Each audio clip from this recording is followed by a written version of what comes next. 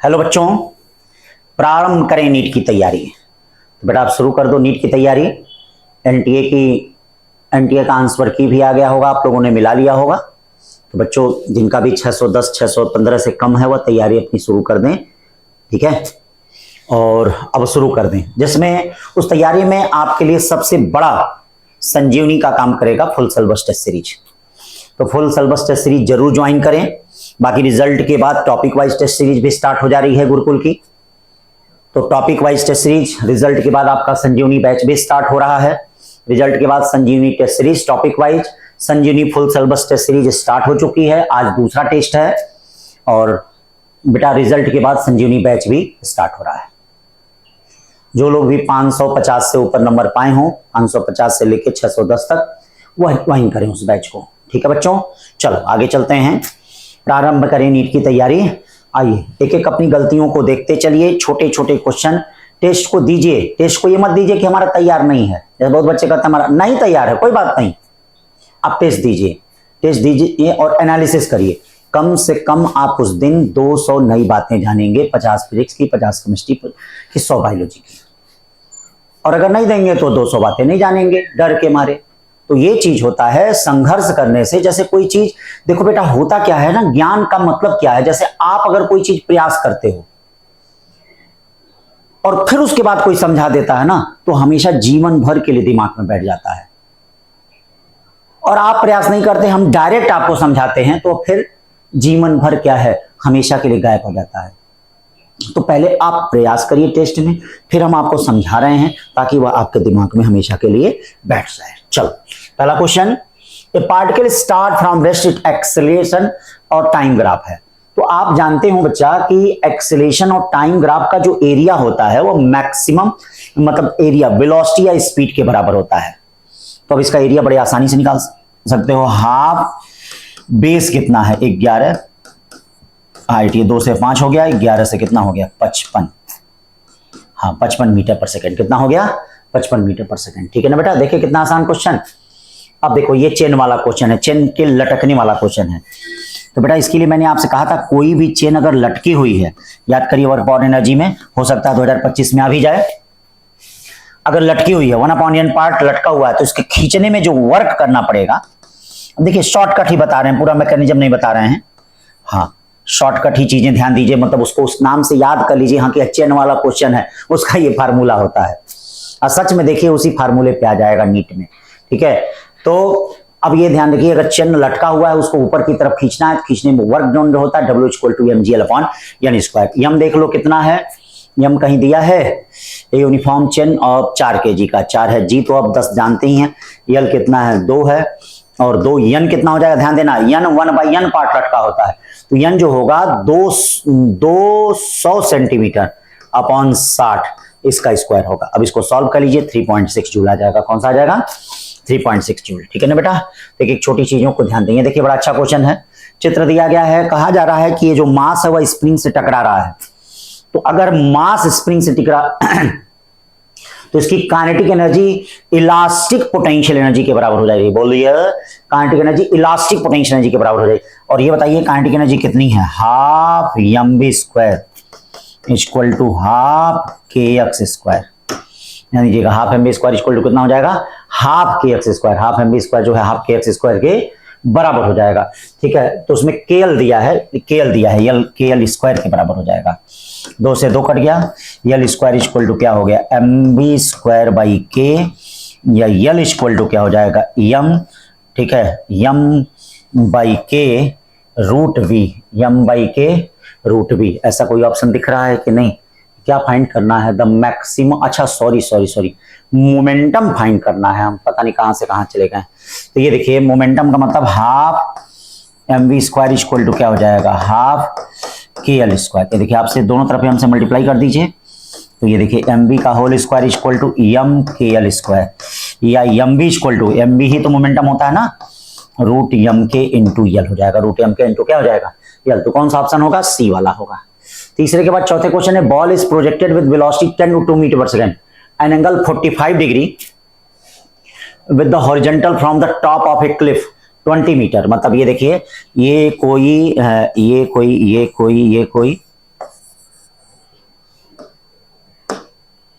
क्या कहने का मतलब, ये कोई क्या है यहाँ पे, ये पर्वत है। यहां से किसी बॉल को, ये देखो ये 45 डिग्री पे फेंका गया है। कितने फेंका गया है, और ऐसे आके बॉल गिर जा रहा है, ऐसे आके बॉल, हाँ, with the horizontal from the top 20 metre high. ये देखो 20 मीटर हाई है, 20 मीटर, 10√2 मीटर पर सेकेंड से, कितने से, हाँ 10√2 मीटर पर सेकेंड से। ये देखिए at angle of with the horizontal from the top of 20 metre high. कहा जा रहा है कि with what velocity does the ball hit the ground, कितने वेलोसिटी से बॉल जो है हिट करेगी। तो बेटा ये देखो हिट करते वक्त यहाँ पे देखो इसकी वेलोसिटी दी गई है। तो आपको क्लास में मैंने बताया, आप जानते होंगे किसी भी टावर से यू वेलोसिटी से किसी डायरेक्शन में अगर बॉल फेंकी जाती है, चाहे हॉरिजॉन्टल फेंकी जाती है, चाहे ऊपर फेंकी जाती है, चाहे नीचे फेंकी जाती है, तो टकराते वक्त वेलोसिटी का जो मैग्नीट्यूड होता है वह √u² + 2gh होता है। ये ध्यान देना, मतलब ये थीटा से इंडिपेंडेंट होता है।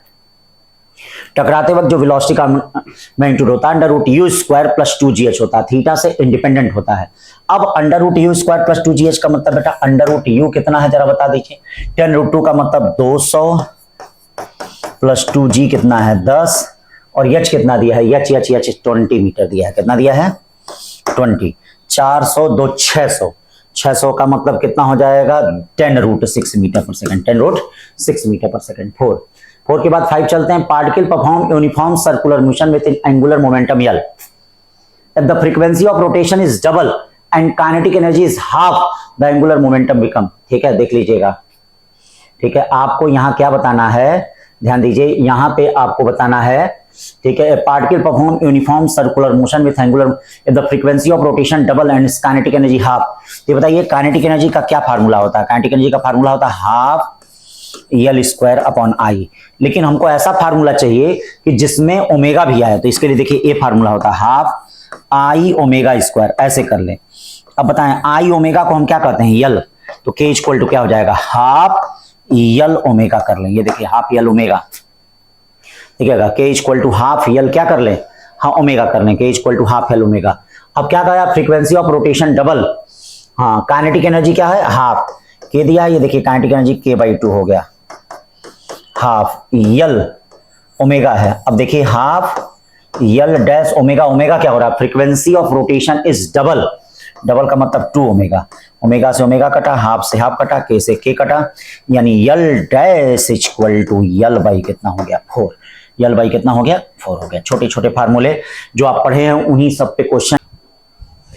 चलो बच्चों 6 क्वेश्चन की तरफ देखते हैं, देखो क्या है। 6 क्वेश्चन कर रहा है बेटा, a rigid conducting wire bent as shown is release fall freely in a horizontal magnetic field which is perpendicular to the plane of the conductor. If magnetic strength B, then the EMF induced across the point A and when it has fallen through height h, अगर h height fallen कर रहा है, h will be, हाँ will be, then the EMF induced, आपको क्या बताना है, EMF induced across the point A। तो बेटा एक बात ध्यान देना, ईएमएफ जो होता है सभी लोगों को पता होगा, ईएमएफ जो होता है VBL होता है, क्या भाई। तो यल देखो क्या होगा, इसमें क्या होता है, इनिशियल और फाइनल पॉइंट के डिस्प्लेसमेंट पे यल डिपेंड करता है, इनिशियल और फाइनल पॉइंट के डिस्प्लेसमेंट पे डिपेंड करता है। ये देखिए इनिशियल फाइनल पॉइंट का डिस्प्लेसमेंट ये है, इस पे डिपेंड करता है, इनिशियल और फाइनल पॉइंट के डिस्प्लेसमेंट पे डिपेंड करता है। E = VBL, इनिशियल और फाइनल पॉइंट के डिस्प्लेसमेंट पे। अब देखिए E = क्या हो जाएगा, ध्यान दीजिएगा, V कितना हो जाएगा, V हो जाएगा √2GH, क्यों भैया H हाइट आ रहा है, B ही है, L क्या हो जाएगा, ये L है L√2 हो जाएगा, हाँ L√2 हो जाएगा। ये देखिए √2GH, ध्यान दीजिए √2GH B L√2 हो जाएगा, B क्या हो जाएगा L√2, E = √2GH B L√2। अब सब कुछ पता है आपको, सारी चीज पता है, √2 का √2 से मल्टीप्लाई कर लीजिए, ये C वाला ऑप्शन आ जाएगा। देखो बेटा जितने क्वेश्चन है सिर्फ फार्मूले वाइज हैं, किसी क्वेश्चन में दिमाग आपको नहीं लगाना है, इसीलिए टेस्ट को सीरियसली दीजिए सभी लोग। 6 के बाद 7वें क्वेश्चन पे चलते हैं। 2 block of mass 1 kg 3 kg। जब भी इस तरह का अरेंजमेंट आता है तो मैंने आपको बताया है कि इस तरह के अरेंजमेंट को हम रिड्यूस मास बोलते हैं। बोलो क्या बोलते हैं, जैसे देखिए ये 1 kg और 3 kg है। इस तरह का अरेंजमेंट जो होता है वो रिड्यूस मास कहलाता है। क्या कहलाता है बेटा, ध्यान दीजिएगा, रिड्यूस मास कहलाता है। तो 1 kg का और 3 kg का है, तो अब आप इसमें रिड्यूस मास निकाल लीजिए। रिड्यूस मास की वैल्यू क्या होगी जरा बताइए, m1 इंटू m1 अपॉन ये क्या हो जाएगा, m1 प्लस m2। ध्यान दीजिएगा, m1 into m1 m2 upon m1 plus m2, या म्यू इक्वल टू क्या हो जाएगा, ध्यान दें, ये 1 इंटू 3 अपॉन 1 प्लस 3। ये देखिए 1 इंटू 3 अपॉन 1 प्लस 3, यानी कितना हो जाएगा, 3 अपॉन कितना हो गया, 4 हो गया। 3 अपॉन कितना हो गया, 4। अब t इक्वल टू 2 पाई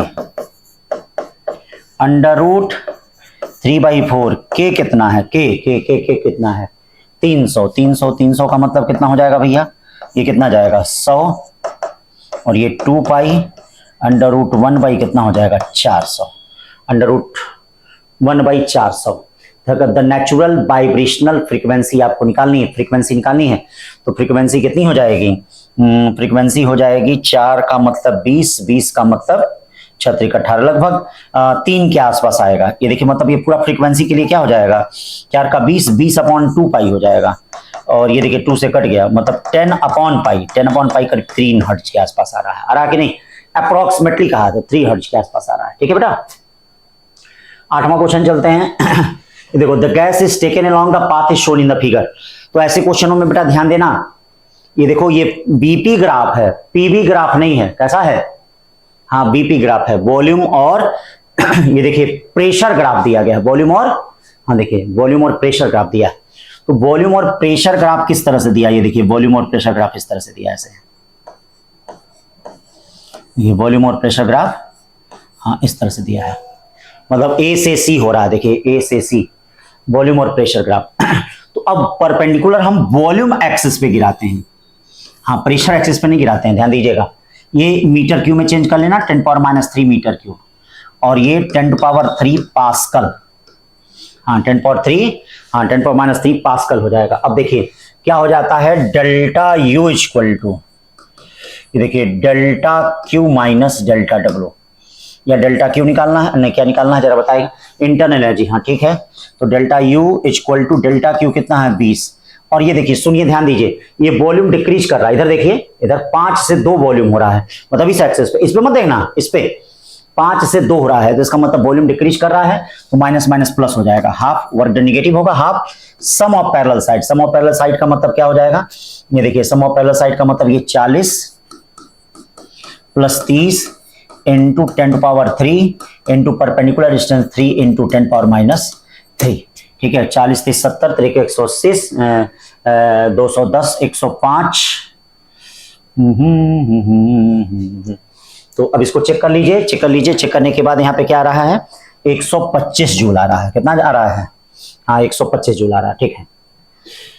8 के बाद 9 पे चलते हैं। देखो बड़ा अच्छा क्वेश्चन है, the masses and radii of earth and moon are MP m1। ये देखिए मासेस ये कितना है, m1 है, r1 एंड m2 r2 है respectively. Their centres are at a d distance apart. देखिए इनका सेंटर जो है वो d डिस्टेंस है, मतलब इनका जो सेंटर दिया गया है वो कितने डिस्टेंस पे दिया गया है, d डिस्टेंस पे दिया गया है, centre d। The minimum speed with which a particle of mass m should be projected from the midpoint between their center so that the particle goes out from the gravitational influence of both।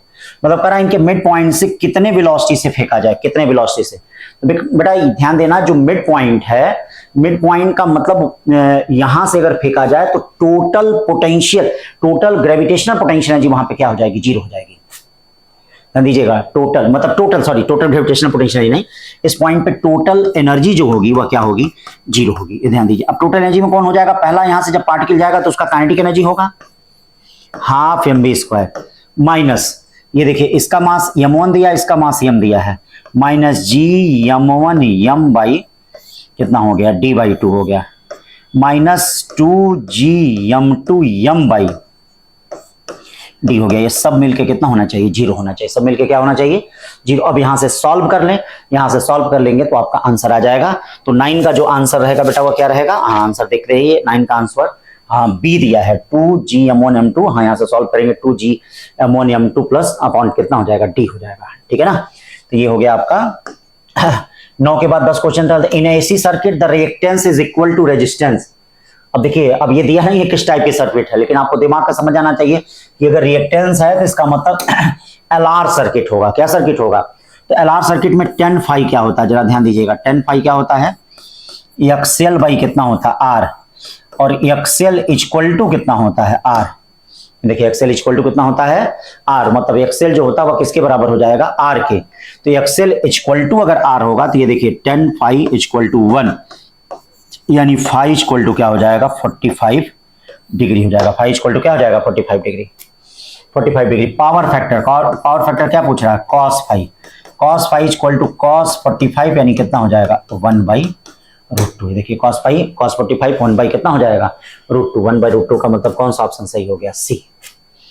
11 क्या कर रहा है? A pipe of length 1 metre closed at one end, the velocity of sound in air is 300 metre per second. कितना है? The air column in the pipe will not resonant for a sound of frequency. तो पहले देख लेते हैं कि आप जानते हैं कि ये क्लोज पाइप है, और क्लोज पाइप में जो फंडामेंटल फ्रीक्वेंसी होती है V/4L, फिर 3V/4L, फिर 5V/4L। तो आप पहले फंडामेंटल निकाल लीजिए। जो 3 टाइम 5 टाइप 7 टाइप हो वह होगा, और जो नहीं है वह कुछ नहीं होगा। तो पहले निकाल लें। पहले निकालने का मतलब फंडामेंटल फ्रीक्वेंसी कितनी हो जाएगी? F equal to V/4L। B का मतलब कितना हो जाएगा ये बताइए? B का मतलब 300, 4L का मतलब कितना हो जाएगा? 1 मीटर। अब ये देखिए कितना हो जाएगा? 150 हर्ट्ज हो गया। 150 नहीं, सॉरी 75 हर्ट्ज हो गया। 75 हर्ट्ज हो गया। तो अब देख लीजिए 75 ये पॉसिबल है। 75 3 जा ये भी पॉसिबल है 3 में। 75 5 जा ये भी पॉसिबल, ये नहीं आ रहा है। तो इसीलिए कौन सा होगा? सी वाला पॉसिबल नहीं होगा। ठीक है ना? फिर देखिए 12 क्या है? सब फार्मूले वाले क्वेश्चन बेटा। The maximum wavelength of photo electric emission in tungsten is 230 nanometre. The wavelength of light which must be use in order that maximum kinetic energy of ejected photo electrons is the. ठीक है, तो ये देखो ये threshold wavelength दिया है बेटा। क्या दिया है? तो ये देखिए क्या फार्मूला होता है?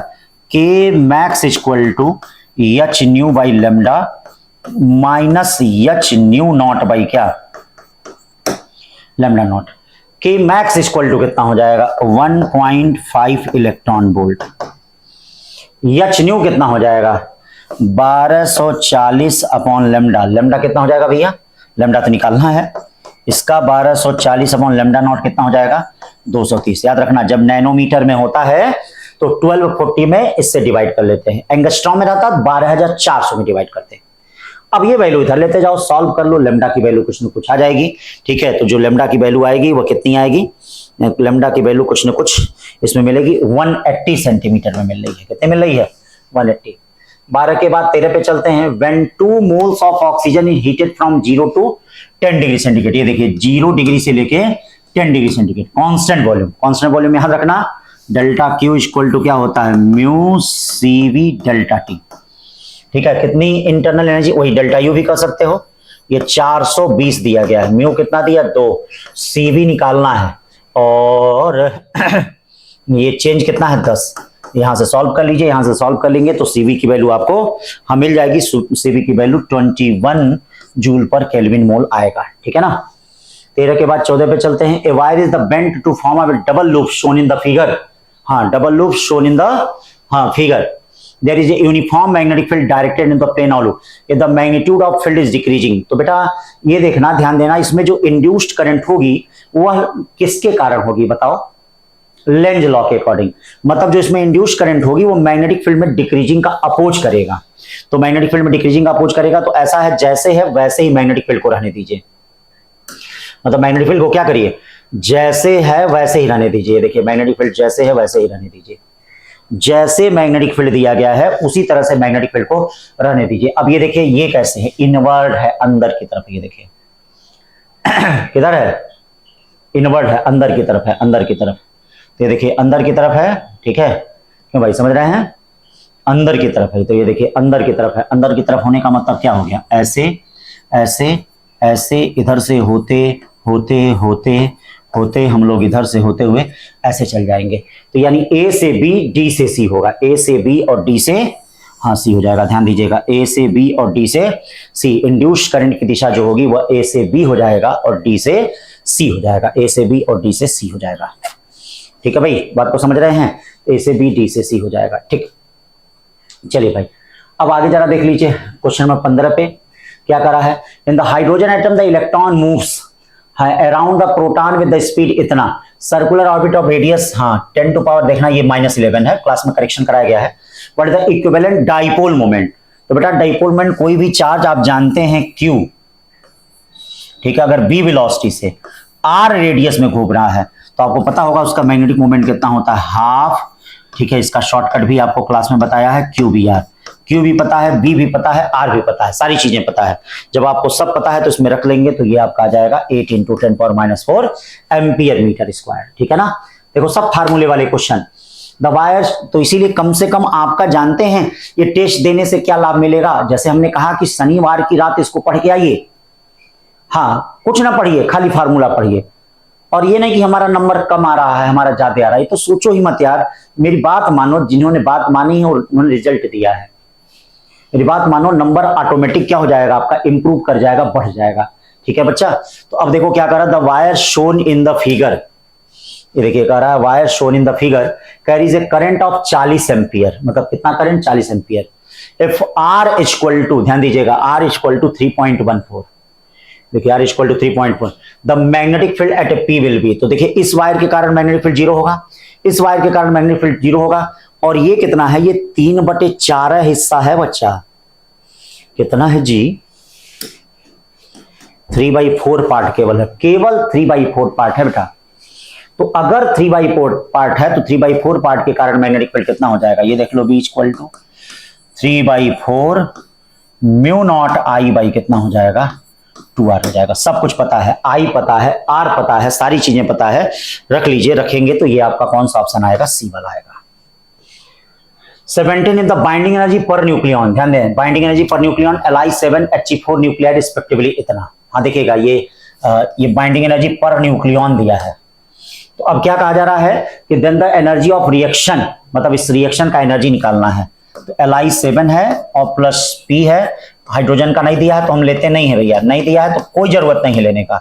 अब कितनी एनर्जी रिलीज हुई है, तो पहले देख लीजिए टोटल एनर्जी और total binding energy of lithium, देख लीजिए total binding energy of lithium, देख लीजिए, देखिए भाई total binding energy of lithium, मतलब लिथियम की टोटल बाइंडिंग एनर्जी क्या होगी, तो लिथियम की टोटल बाइंडिंग 7 × 5.60 होगा, ये देखिए टोटल हो जाएगा।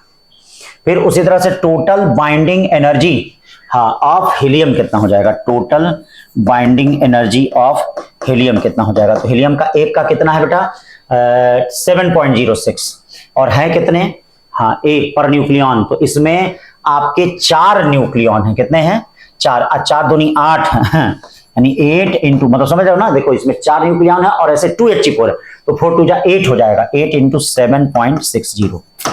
ठीक है, अब क्या करेंगे, इसमें से इसको आप निकालेंगे, मतलब ये Q वैल्यू निकालने के लिए डिफरेंस इसका डिफरेंस निकालेंगे, तो जब डिफरेंस निकालेंगे तो 17.3 मेगा इलेक्ट्रॉन वोल्ट आएगा। ठीक है ना, हाँ तो ये चीज ध्यान देना, बाइंडिंग एनर्जी का मतलब एनर्जी रिलीज का मतलब क्या हो जाएगा, दोनों तरफ की बाइंडिंग एनर्जी का क्या, टोटल बाइंडिंग एनर्जी का डिफरेंस हो जाएगा। अब आते हैं कंडक्टिंग स्फीयर ऑफ रेडियाई इतना है, देखना बड़ा अच्छा क्वेश्चन है ये। हाँ एक कंडक्टिंग स्फीयर है, हाँ इसका रेडियाई कितना दिया है, conducting sphere of radii 10 centimetre charge with 10 microcoulomb. देखिए कंडक्टिंग स्फीयर है जिसका रेडियाई कितना है, हाँ ये 10 सेंटीमीटर है, चार्ज विथ कितना, चार्ज कितना दिया गया है 10 माइक्रोकूलम से दिया है, कितना दिया है। Another uncharged sphere of radii 20 centimetre, ये देखिए अनादर क्या है, ये अनादर देखना ये 20 सेंटीमीटर है, 20 सेंटीमीटर है। ठीक है, allowed to touch it from some time, ठीक, अनचार्ज्ड है, कोई बात नहीं है। तो ये बताओ इन दोनों को अगर टच कराएंगे तो एक से दूसरे पे तब तक चार्ज का ट्रांसफर होगा जब तक दोनों का पोटेंशियल बराबर ना हो जाए, भाई समझ रहे हो ना, हाँ एक से दूसरे पे तब तक चार्ज का ट्रांसफर होगा जब तक यानी पोटेंशियल आपस में बराबर हो गया। अब सरफेस चार्ज डेंसिटी के टर्म में पोटेंशियल कितना होता है, σ1 r1 अपॉन ε0, σ2 r2 अपॉन क्या ε0, या σ1 अपॉन σ2 इक्वल टू क्या हो जाएगा r2 बाई r1। देखिए ध्यान दीजिएगा, सिग्मा 1 अपॉन सिग्मा 2 क्या हो जाएगा, R2 बाई R1। अब बताइए जरा R2 कितना है, जरा ध्यान दें भैया, R2 कितना है, R2 आया है 20, R2 आया है 20 और 20 अपॉन कितना है, 20 अपॉन क्या हो गया 10, यानी 2 बाई कितना हो गया 1। इसका आंसर आपको क्लास में वो चेंज कराया गया हो, 2:1 कराया गया होगा, तो डी वाला सही है, 2:1 ठीक है ना बेटा। हाँ ध्यान दीजिएगा। 18 के बाद 19 क्वेश्चन पे चलते हैं, क्या करा है, the potential of the electric field produced by a point charge at any point x y z is given by v equal to 3x square plus 5, v equal to 3x square plus 5। देखिए ये potential है, where x y z are meter and v is in volt, the intensity of electric field at minus, तो intensity आपको बताना है, तो एक x axis में ही होगा, ex इक्वल टू क्या हो जाएगा, माइनस dv अपॉन क्या dx, या ex इक्वल टू क्या हो जाएगा, माइनस dv अपॉन dx का मतलब कितना हो जाएगा, माइनस माइनस यानी +6 हो जाएगा, यानी 6 इंटू यक्स की वैल्यू कितनी दी गई है, यक्स की वैल्यू -2 दी गई है, माइनस माइनस बाद में होगा, अभी तो माइनस है ना। हाँ अब क्या हो जाएगा, +12 वोल्ट पर मीटर। बस एक लाइन का क्वेश्चन है बेटा, एक लाइन से दूसरे लाइन तक आपको जाना ही नहीं है, ठीक है। अब चलिए देखिए 20 क्वेश्चन है, बड़ा अच्छा क्वेश्चन है। ए फुल्ली चार्ज कैपेसिटर दिया गया है, कैपेसिटेंस C, ध्यान दीजिएगा, fully charge capacitor has a capacitance C. It is discharged through a small coil of resistance wire embedded in thermally insulated block of sphere heat capacity S and mass M. If the temperature of the block is raised by delta T, the potential difference V across the capacitor is, मतलब आपको potential difference आपको बताना है across the capacitor, capacitor के cross आपको potential difference बताना है।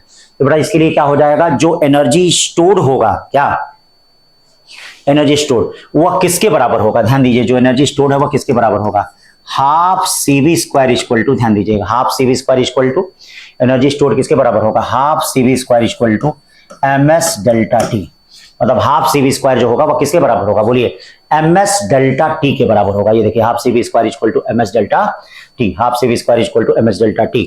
The potential difference V across the capacitor, तो V इक्वल टू कितना हो जाएगा, देख लो, √2m(s) डेल्टा T बाई कितना हो जाएगा C, √2m(s) delta T by कितना हो जाएगा C हो जाएगा, ठीक है ना भैया। तो ये पोटेंशियल डिफरेंस हो जाएगा, क्या हो जाएगा, ये पोटेंशियल डिफरेंस। 20 के बाद 21 क्वेश्चन चलते हैं, बड़ा प्यारा क्वेश्चन है। क्या करा, VI ग्राफ और कंडक्टिंग प्लेटिनम,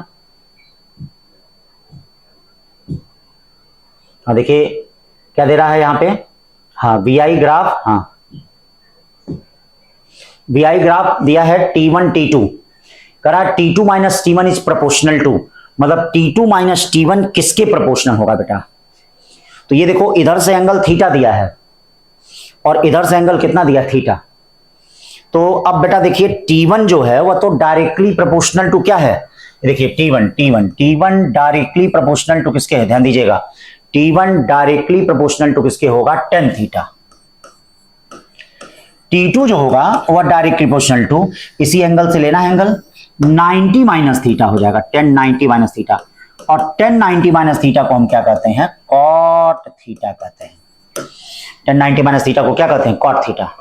अब बताइए T2 माइनस T1 क्या हो जाएगा, T2 minus T1 directly proportional to cot theta minus tan theta, T2 minus T1 directly proportional to cot theta minus कितना हो जाएगा, tan थीटा। बोलो बच्चों, T2 minus T1 directly proportional to किसके हो जाएगा, cot theta minus tan theta, या T2 minus T1 directly proportional to cot theta को क्या कहेंगे, cos theta upon sin theta minus sin theta upon cos theta. अब इसको आपको सॉल्व करना है, तो T2 माइनस T1, ये देखिए एलसीएम ले लीजिए, एलसीएम ले लेंगे sin theta cos theta, sin theta से sin थीटा कटा, cos square theta minus sin square theta.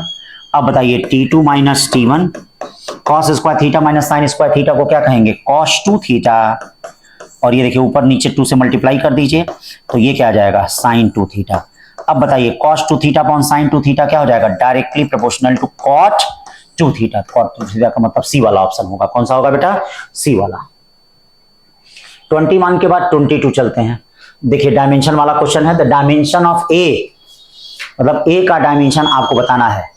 तो the van der Waals equation for n moles of real gas H, real gas के लिए आपका दिया the van der Waals equation for n mole of real gas H, P plus A by V square V minus V equal to nRT। The dimension of A are the same as those of, मतलब A का dimension किसके equal होगा, तो याद रखिएगा समान dimension को जोड़ा और घटाया जाता है। क्या किया जाता है बेटा, समान डायमेंशन को, इक्वल डायमेंशन को जोड़ा और घटाया जाता है। तो जो A बाई V स्क्वायर का डायमेंशन है वही P के बराबर है। बोलिए, जो A बाई V स्क्वायर का डायमेंशन, याद रखिएगा A बाई V स्क्वायर का डायमेंशन किसके बराबर होगा, P, या A इक्वल टू किसके बराबर होगा, ध्यान दीजिएगा PB स्क्वायर, मतलब A किसके बराबर होगा, PB स्क्वायर के। A का डायमेंशन जो होगा वो किसके बराबर होगा, PB स्क्वायर के। ठीक है, तो अब ये दिया ही है, इसको टिक कर दीजिए, B वाला होगा। ठीक है ना, 23 का रहा है, बड़ा अच्छा क्वेश्चन है, हो सकता है आपको ये याद भी हो। What is the value of A so that the mass m just fall, मतलब ये करा कि इस पे है m जस्ट फॉल्स फ्रीली, तो अब इसके लिए क्या कंडीशन होगा, मतलब हम इसको इक्विलिब्रियम में मान के चलेंगे। तो इक्विलिब्रियम में मान के चलेंगे, देखेंगे कितने प्रकार के फोर्स लग रहे हैं। तो पहला एक चीज तो पक्का है कि वेट mg लग रहा होगा, एक चीज पक्का है नॉर्मल रिएक्शन r लग रहा है, ये इधर की तरफ जा रहा है तो पक्का है कि इस पे सूडो फोर्स m में लग रहा होगा। अब देखिए ये mg है तो ये थीटा है, तो ये क्या हो जाएगा mg cos थीटा, और ये क्या हो जाएगा mg sin थीटा हो जाएगा पक्का। ये थीटा है तो ये 90 माइनस थीटा, ये थीटा होगा। ये सूडो फोर्स लग रहा है ना, हाँ ध्यान दीजिएगा, सूडो फोर्स क्या होता है, मोशन के अपोजिट, जैसे इधर की तरफ लग रहा है तो इधर की तरफ लगेगा। ठीक है ना भाई, तो यहां पे अब आपको देखना है कि कौन सा कंपोनेंट किसके बराबर होगा, कौन सा कंपोनेंट किसके बराबर होगा। तो थीटा के पास वाला, ये देखिए थीटा के पास वाला mg cos थीटा, थीटा से दूर वाला mg sin theta. What is the value of a so that the mass m just fall freely. ठीक है, मतलब जस्ट फॉल फ्रीली, तो अगर एक्सेलेरेशन इधर की तरफ है तो इस पे सूडो फोर्स किधर की तरफ होगा, इधर की तरफ होगा।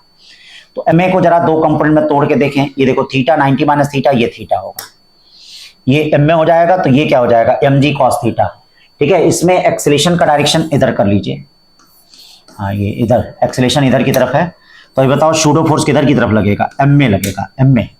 ठीक है, ma होगा, तो अब ये देखिए सूडो फोर्स इधर की तरफ थीटा है, अब ये क्या हो जाएगा यहाँ पे, ये थीटा देखिए ma cos थीटा, हाँ ma cos थीटा। ठीक है, ma cos थीटा हो गया, ये ma क्या हो गया, sin थीटा हो गया। तो अब बताइए इक्विलिब्रियम कंडीशन में तो ma cos थीटा और mg sin थीटा आपस में बराबर होंगे, मतलब ma cos theta equal to क्या होगा, mg sin थीटा, m से m कट गया, a इक्वल टू क्या होगा, g tan थीटा होगा। ये देखिए a इक्वल टू क्या हो जाएगा, g tan थीटा हो जाएगा, a equal to g tan theta. ठीक है ना भाई, ये 23 हो गया। फिर चलते हैं 24 क्या कर रहा है, rain is falling vertically downward. ठीक है, चलिए कितने किलोमीटर से, 3 किलोमीटर पर आवर से। फिर कह रहा है man walks on the rain with the velocity 4 kilometre per hour. चलिए ये आदमी दौड़ रहा है 4 किलोमीटर पर आवर से। The rain drops will fall on the man with velocity, मतलब इन दोनों का जो रिजल्टेंट होगा वही तो फॉल होगा।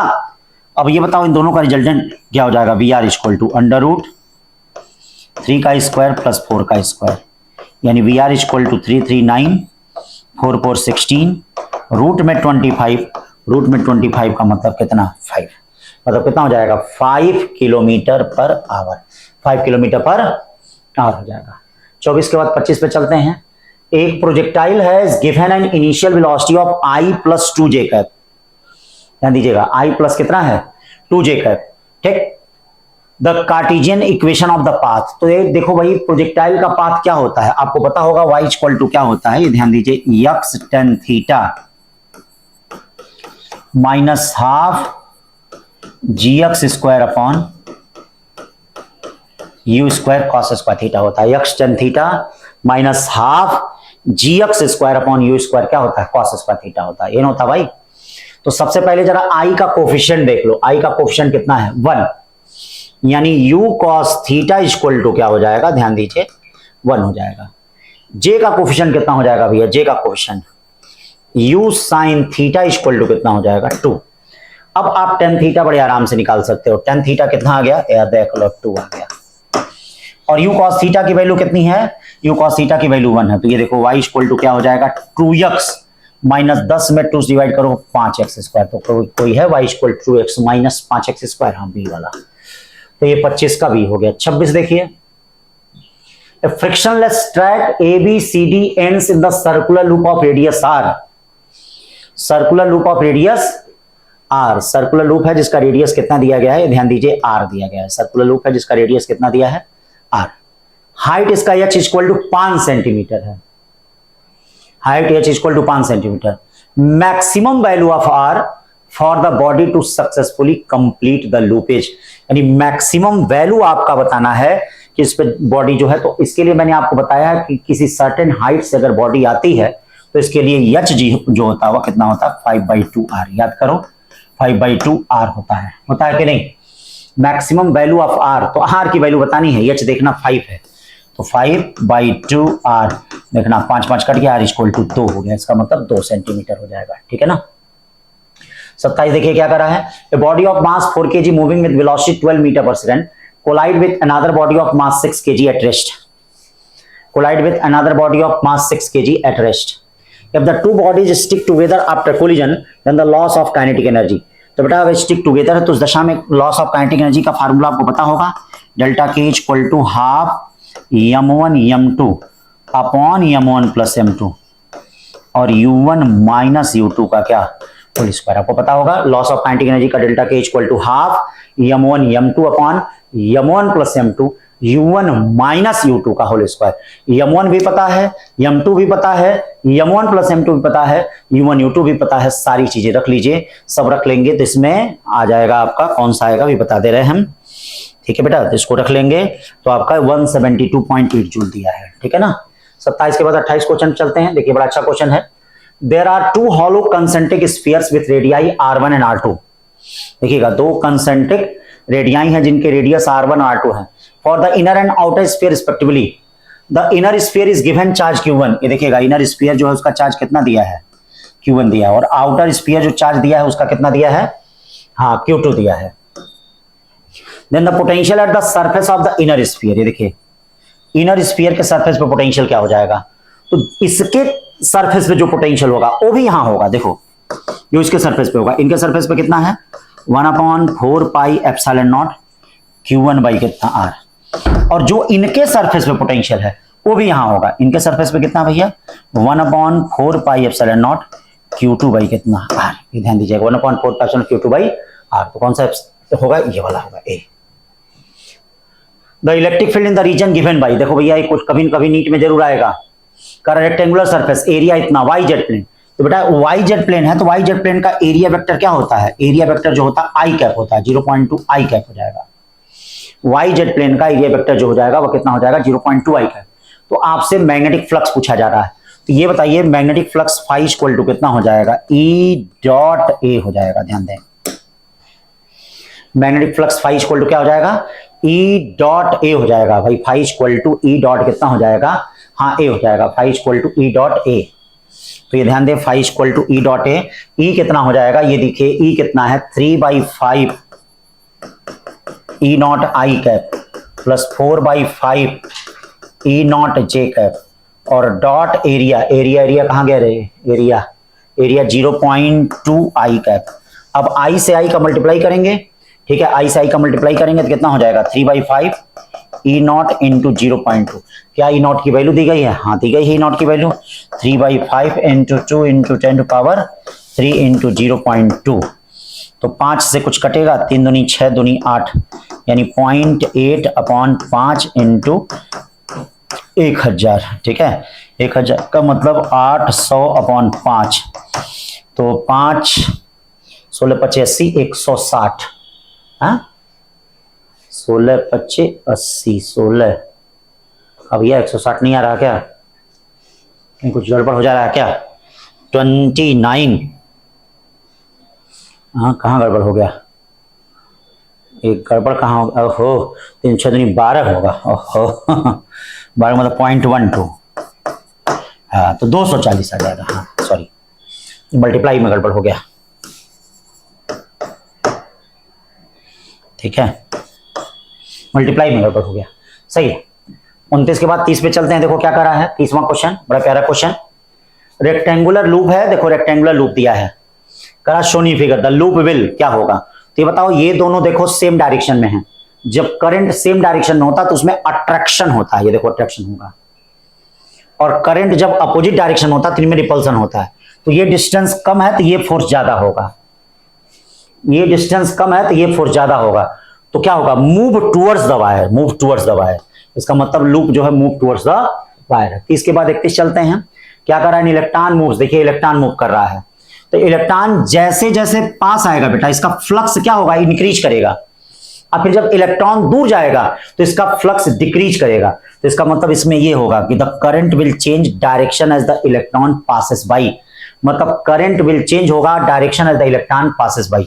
तो जैसे जैसे इलेक्ट्रॉन इसकी तरफ आएगा और जब इससे दूर जाएगा तो भैया करंट का डायरेक्शन क्या होगा, रिवर्स होगा, करंट का डायरेक्शन क्या होगा, रिवर्स होगा। तो ये डी वाला हो जाएगा, 31 का डी। 32 चलते हैं, एक spherical drop of water has radius 1, देखना वाटर का है, सोप बबल नहीं है, तो आपको क्या निकालना है, प्रेशर डिफरेंस। तो delta P equal to 2t by कितना होता है, आर, 2 पता ही है, t कितना है 70 इंटू 10⁻³ रेडियस कितना है, radius inside then out, spherical drop of water of radius 1 millimetre, 1 millimetre मतलब 10⁻³ 10⁻³ कट गया, तो इसका मतलब 140 न्यूटन पर मीटर स्क्वायर। ठीक है ना, छोटे छोटे क्वेश्चन सिर्फ फार्मूले वाले हैं ही। इसमें देखिए हमने एक करेक्शन कराया होगा, क्लास में करेक्शन हुआ होगा, ये 3.3 की जगह 7.5 आया होगा। ठीक है ना, तो कराया the metre bridge with standard resistance of 5 ohm is the left gap, the ratio of balancing length of the metre bridge wire are 2:3, मतलब रेशियो कितना दिया गया है, 2:3।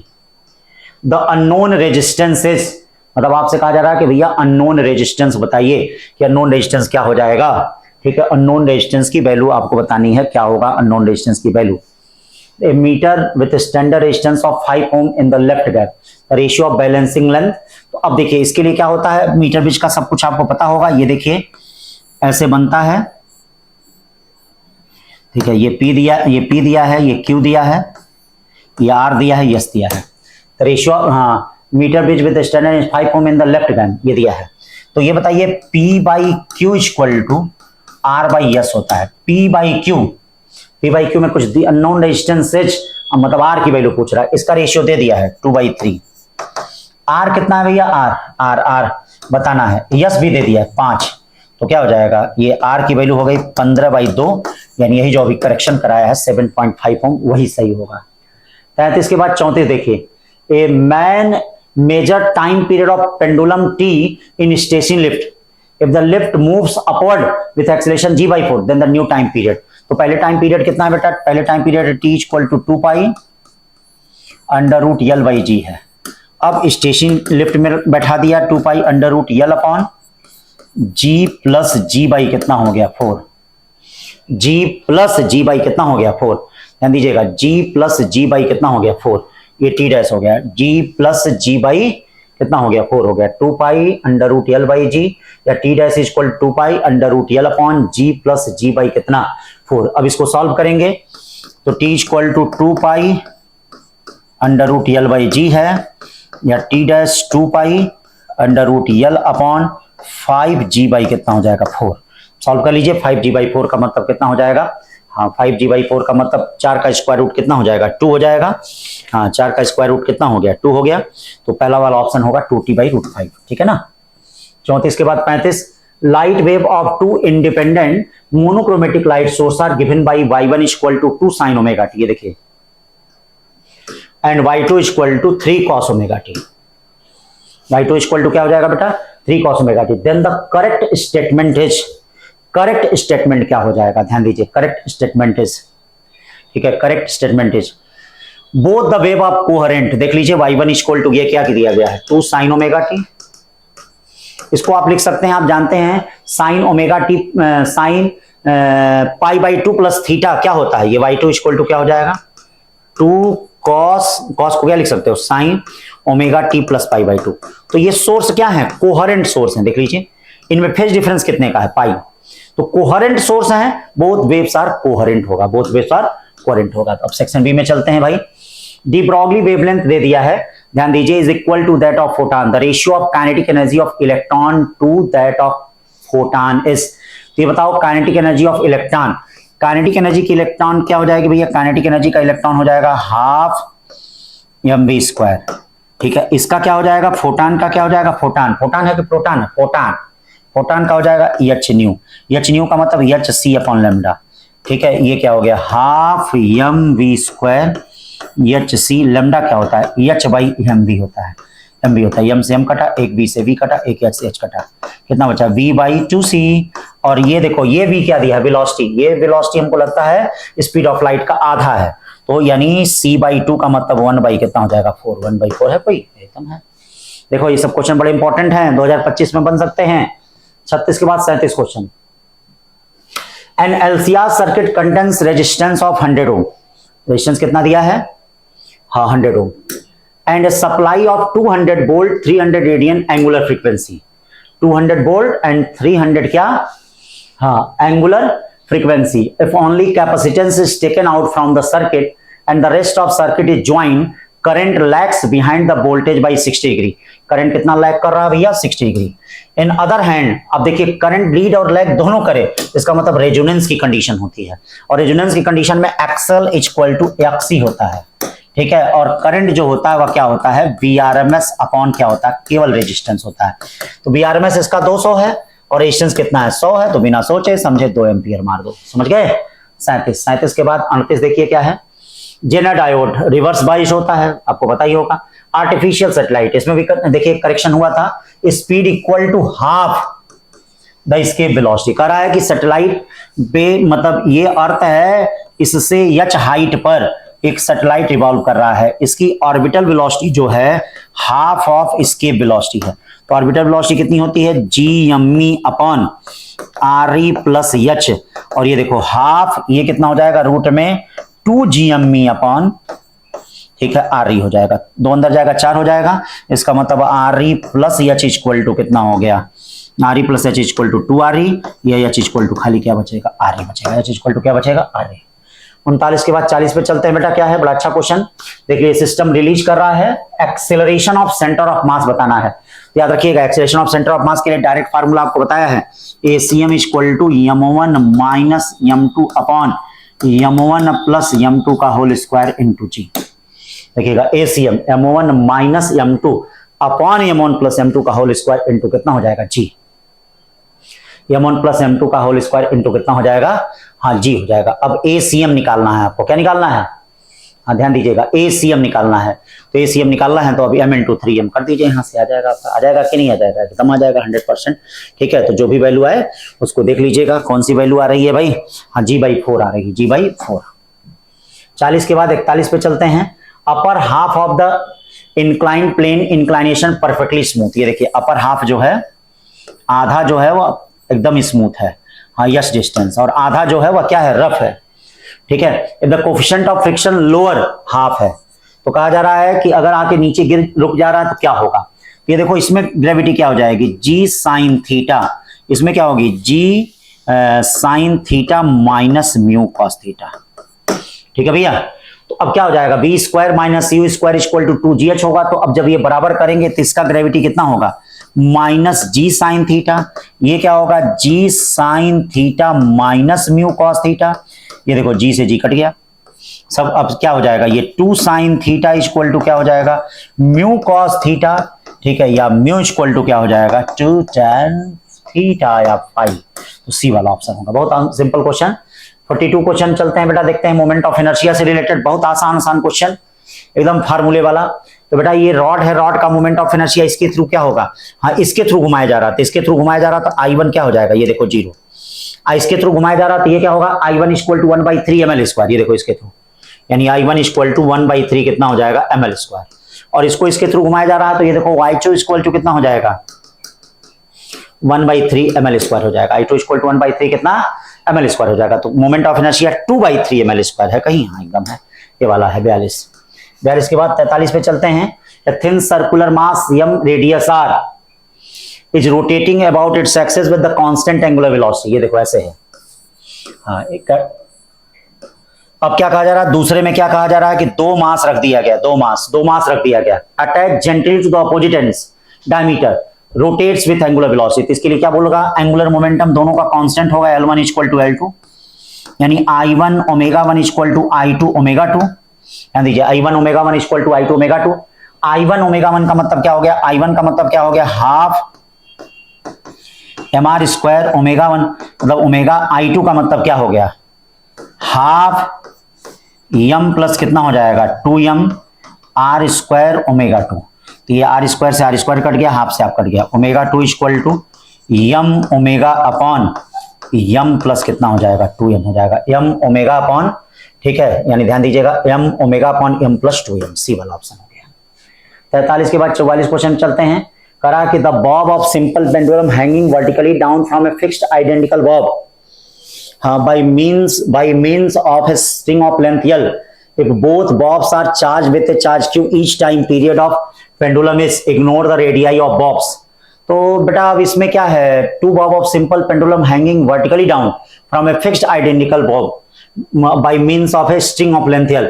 अब जी इसका अफेक्टेड होगा, जी पे कोई इफेक्ट नहीं होगा क्योंकि उनके उनके बीच फोर्स लगेगा या फिर इक्वल टू 1/, तो इसलिए यही होगा 2 pi under root L by, हाँ जी अफेक्टेड होगा। 45 रे ऑफ लाइट इंसिडेंट कर रहा है, सरफेस रिफ्लेक्टिव इंडेक्स √3, हाँ √3 रिफ्लेक्टिव इंडेक्स, हाँ √3, तो इसका मतलब 10 IP इक्वल टू क्या होता है, म्यू होगा, या 10 कितना हो गया, √3 हो गया, तो IP इक्वल टू क्या हो जाएगा 60 डिग्री। ये देखिए IP इक्वल टू कितना हो गया 60 डिग्री। अब कर रहा है एंगल ऑफ रिफ्रैक्शन बताइए, तो एंगल ऑफ रिफ्रैक्शन का मतलब क्या हो जाएगा भैया, ये देखिए ये इंसिडेंस रे, ये रिफ्लेक्टेड है, तो ये भी 60, तो बेटा ये भी 60, और ये देखिए ये आपका क्या है, ये आपका हाँ रिफ्रैक्टेड रे है, तो बेटा ये दोनों एक दूसरे से 90 होता है, तो 90 हो गया 60 हो गया, तो पक्का ये क्या होगा रिफ्रैक्टेड टू 30 होगा, क्या होगा, हाँ एंगल ऑफ रिफ्रैक्शन 30 डिग्री होगा। अब 45 के बाद 46 क्वेश्चन पे चलते हैं।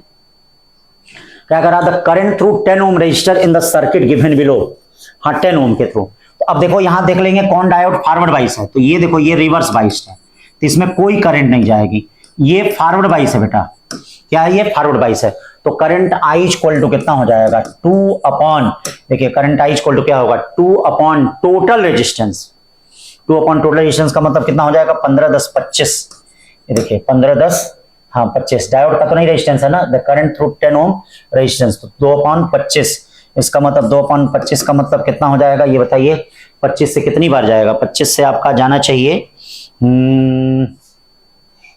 25 8 200, हाँ 80 मिली एम्पियर हो जाएगा, 80 मिली एम्पियर। 46 के बाद 47 चलते हैं। Hydrogen atom are excited from the ground state to principal quantum number 4, then the number of spectral line, बहुत आसान क्वेश्चन है, नंबर ऑफ स्पेक्ट्रल लाइन के लिए n-1/2 4 4-1/2 यानी कितना आएगा 6, कितना 6। 47 के बाद 48, to got an output y equal to 1 from the circuit shown in the figure, the input must be। अब बारी बारी सारे ऑप्शन को चेक कर लो, ये 0 हो गया, ये 1 हो गया, 0 हो गया, ये 1 हो गया, 0 0 और 1 1 और 1 और 0 0, ये वाला ऑप्शन नहीं होगा, 1 आना चाहिए, ठीक है। फिर देख लो दूसरा वाला चेक कर लो, ये 0 हो गया, ये 0 हो गया, ये 1 0 0 0 और 0 1 का मल्टीप्लाई 0, ये भी नहीं है, ये भी ठीक है। तीसरा ऑप्शन चेक कर लो, 1 0 1 1 0 1 होगा, 1 1 1 होगा, तो इसके लिए कौन सा ऑप्शन होगा, तीसरा होगा, ठीक है ना भाई, बहुत simple question. 49, the ratio of frequency of long wavelength limits of Lyman series, तो जो पास वाला ट्रांजिशन होता है और दूर वाला ट्रांजिशन होता है, एक होता है ना, ठीक है भैया, तो कौन लाइमन सीरीज मतलब लॉन्गेस्ट वेवलेंथ का आपको रेशियो बताना है, हाँ, तो एनर्जी डिफरेंस पास वाले ट्रांजिशन में कम होता है, तो इसीलिए उसकी वेवलेंथ क्या होती है, ज्यादा होती है, तो लाइमन का पास वाला ट्रांजिशन क्या हो जाएगा, R 1/1 का स्क्वायर माइनस 1/2 का स्क्वायर। बामर क्या क्या हो जाएगा बेटा, R 1/2 का स्क्वायर माइनस 1/3 का स्क्वायर। अब इसको सॉल्व कर लेंगे तो कोई ना कोई ऑप्शन आ जाएगा, ठीक है। 27 में कौन सा आना चाहिए, 5 × 2 27। शॉर्टकट फार्मूले भी इसके होते हैं, पढ़ाते हुए बताएंगे। 50, द मैक्सिमम, ये देखिए क्या दे रहा है, maximum energy of photoelectrons emitted and photoelectric cell दे दिया है, देखिए maximum energy measured using light various frequency nu, the graph in figure show how K max vary with new, the slope of graph is equal to, slope of graph equal to, मतलब graph का slope किसके equal होगा, the slope of graph is equal to the charge of an electron, the charge to mass ratio of an electron, the work function of emitter in the cell, फिर क्या करा, the plank constant, क्या करा है, Planck constant. ठीक है भाई, Planck constant, the slope of graph is equal to, मतलब ग्राफ का स्लोप किसके बराबर होगा, तो बेटा ये किसका इक्वेशन है जरा बताओ, K max equal to H nu minus H nu naught हो गया, तो y इक्वल टू क्या हो जाएगा, mx माइनस सी, स्लोप किसके इक्वल होगा, एच के इक्वल होगा, तो है प्लैंक कांस्टेंट ही। तो देखा बेटा, इस तरह से 50 क्वेश्चन में 50 फार्मूले आपको मिले, देख लीजिए। जैसे इस फार्मूले, इसको अगर आप लगाएंगे तो k equal to H nu minus H nu naught तैयार होगा, इसको लगाएंगे तो 1 by lambda equal to R 1 by n1 square minus 1 by n2 square होगा। तो कम से कम फार्मूला ही तो तैयार हो रहा है बेटा, तो टेस्ट क्यों नहीं दे रहे हो। अब आज देखो, आज टेस्ट की संख्या कम है, चुनाव हो रहा है, तो बेटा ये बताओ, चुनाव के लिए तुम लोग परेशान हो, भाई सरकार चिंता कर रही है, अच्छी बात है, अच्छी बात है, सरकार चिंता करे, सरकार जीत रही है, सरकार जीते, जो भी सरकार बनाए हम सबके साथ हैं, ठीक है भैया, जो भी सरकार बने, हम लोग का महत्व तो सरकार नहीं है, हम लोग को अपनी सरकार बनानी है, अपनी सरकार मतलब अपना रिजल्ट देना है। अब आप लोग गांव चले जा रहे हैं, घर चले जा रहे हैं, बताइए टेस्ट में क्या है, भाग जा रहे हैं, कैसे आपकी सरकार अगले साल बनेगी भैया, कैसे आपका सिलेक्शन होगा। तो ठीक है, भारत की सरकार की चिंता करिए, साथ साथ आप अपनी भी चिंता करिए, आप भी अपने परिवार के सरकार हैं, उनकी भी चिंता करिए, टेस्ट छोड़ के भागिए मत। कैसे होगा आप देखिए, क्या इससे क्या लॉजिक गेट पता चल जाएगा, इससे एक एक चीज पढ़ोगे तो n-1/2 फार्मूला तैयार हो जाएगा, इससे फॉरवर्ड और रिवर्स बाइस होगा, रिवर्स बाइस में करंट नहीं जाएगी, फॉरवर्ड बाइस में जाएगा, सिंपल एक एक म्यू इक्वल टू 10 IP इसी पे मिलेगा अगले साल। लेकिन तुम लोग मूर्खों, हम समझाते समझाते थक जा रहे हैं, हार जा रहे हैं, लेकिन तुम लोग मूर्खों, समझ में नहीं आ रहा है क्या महत्व है, ठीक है, और अपना हमेशा बिगाड़ते चले जा रहे हो, कभी तुम लोग को अपना नहीं समझ में आ रहा है। क्या इसमें सिंपल फार्मूले हैं, कौन सी चीज हम बता दें भैया, क्या I1 ω1 इक्वल टू I2 ω2, क्या मोमेंट ऑफ इनर्शिया, इस बार नीच में इस पे भी आया था, लेकिन फार्मूले पे 1/12 ml स्क्वायर पे आया था। हाँ, अरे बेटा यही जो होल टेस्ट दे रहे हैं ना, अरे ध्यान से तुम लगा लो ना, इसी पे तुम्हारी रैंक बन जाएगी, मानो, विश्वास मानो हमारी बात।